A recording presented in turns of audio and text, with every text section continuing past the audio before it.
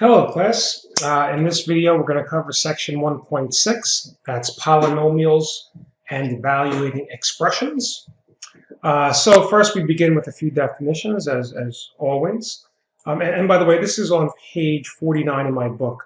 Your page number might be plus or minus a page depending upon the edition, but I'm on page 49, and again we're starting with section 1.6. So perhaps you want to pause the video and just take a moment to look at some of these key definitions and key concepts. Okay, it'll be important to know the difference between a polynomial, monomial, binomial, trinomial in terms of it might be helpful to understand the leading term and the leading coefficient. So again, take a minute to really look at these definitions. Maybe pause the video and then start in a minute or so. Okay, so here's some practice problems, and as always, all the practice exercises, the answers can be found in the back of the book. So it says name is the first question. So again, right, a monomial is a polynomial consisting of one term, a binomial has two terms, and a trinomial has three terms.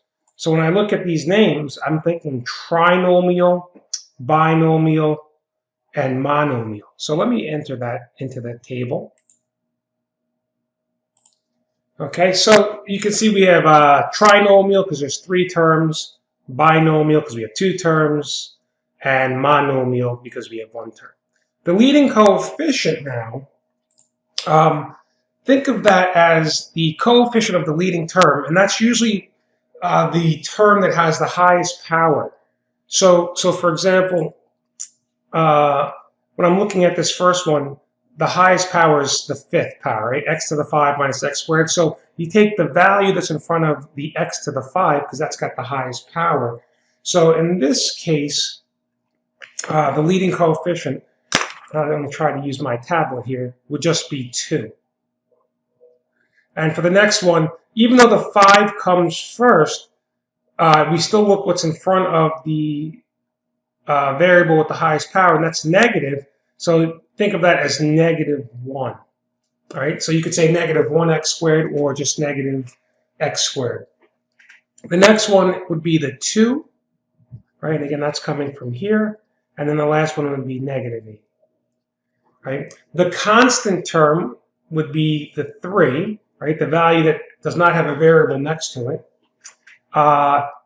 Here, the constant term would be a 5, negative 1, and there is no constant term for this bottom one. So I'll just write none. And then the degree is the highest power. So since we have a 2x to the 5th, the degree would be 5. Right? This next one, we have an x squared. The degree would be 2. Even though there's nothing written here, 2x is really, it's 2x raised to the 1. So the degree would be 1. And then the final one would be 3. Okay? So this is a handy table. This is a nice test question type table or a quiz question type problem. So make sure you're comfortable with what you see in this table. Okay? Let's move on to the next page. All right, on the next page, it looks like we're going to add and subtract and actually multiply polynomials.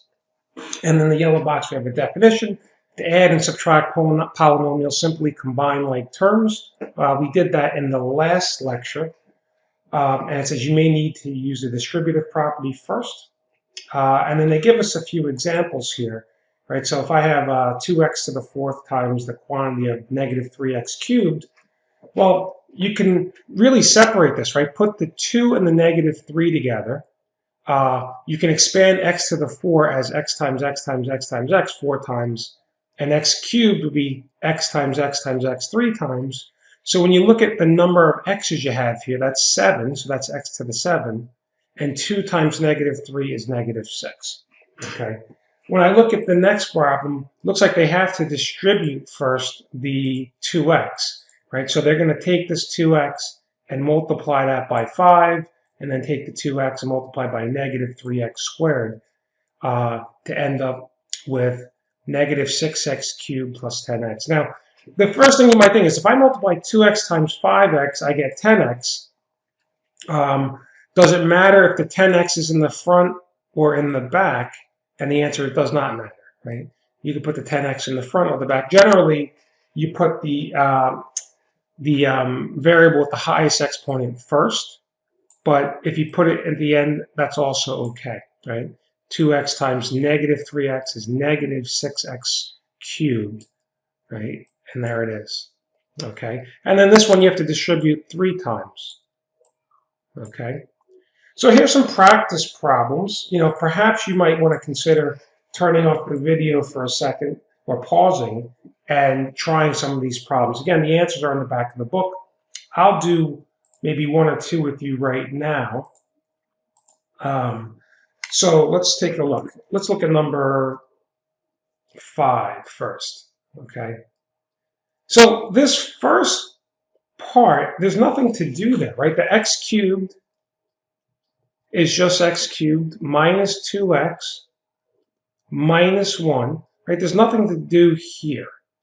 But this negative has to be distributed to everything that follows, right? There's a lot there, right? So negative times 5x cubed is negative 5x cubed.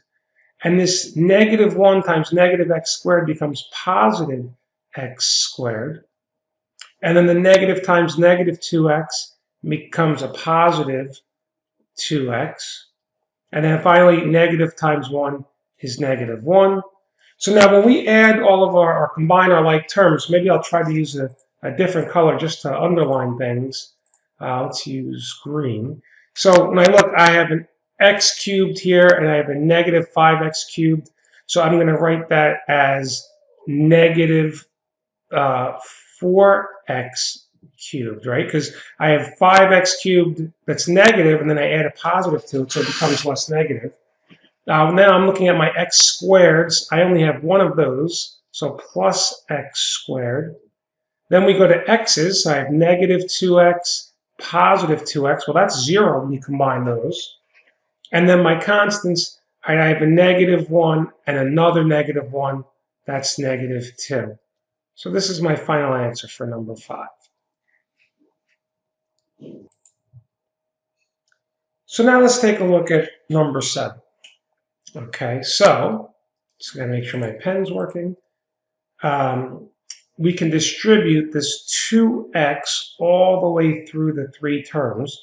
So 2x times x cubed becomes 2x to the 4th. And 2x times negative 3x becomes negative 6x squared. Right? Because remember, I have x times x is x squared. And then finally, 2x times negative 4 is negative 8x. And I think that's the best we can do. We can't really do any more here. So this would be my final answer for number 7. Okay, I'm going to stop here, and I'll do another video to continue with the lesson. But again, maybe practice some of these problems and check your answers in the back of the book, right? Practice all of these problems. Thank you for watching.